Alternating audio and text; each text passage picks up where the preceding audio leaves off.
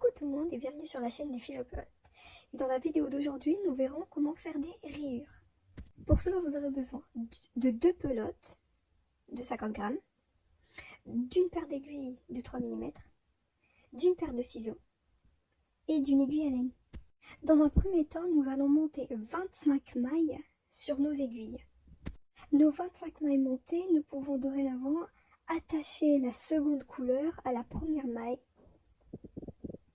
Votre fil attaché, nous pouvons dorénavant commencer le tricot en faisant une maille endroit, une maille envers.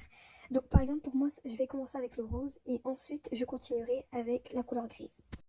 Votre rang terminé, normalement vos 2 fils se retrouvent au même niveau. Donc maintenant, nous allons prendre la seconde couleur. Donc pour moi, ce sera la pelote grise. Pour continuer de la même manière, c'est-à-dire on va faire une maille endroit, une maille envers, une maille endroit, une maille envers. Alors voici le résultat en alternant les 2 couleurs. Maintenant, vous allez continuer de la sorte pendant 16 rangs. Bien sûr, lorsque vous avez fini votre second rang avec la couleur secondaire, vous reprenez la couleur primaire. Alors voici ce que vous êtes censé obtenir. Vous êtes normalement censé avoir 4 rangs de couleur primaire et 4 rangs de couleur secondaire. Maintenant, nous allons nous munir d'une aiguille de 4 mm pour continuer le travail. À partir d'ici, il nous faudra maintenant tricoter 10 rangs en maille endroit, en faisant une maille lisière, c'est-à-dire que la première maille, nous n'allons pas la tricoter.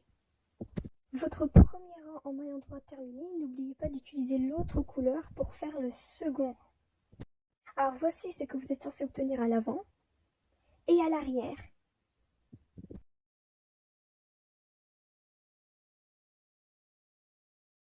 Nos rangs enfin terminés, nous pouvons dorénavant prendre la paire de ciseaux, couper les fils, les insérer dans l'aiguille à laine afin de prendre toutes les mailles une par une.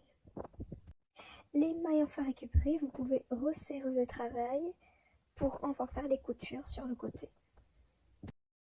Voici votre gant rayé. Alors si cela vous a plu, n'hésitez pas à vous abonner et à me suivre sur les réseaux sociaux dont le lien se trouve en barre de description. Merci.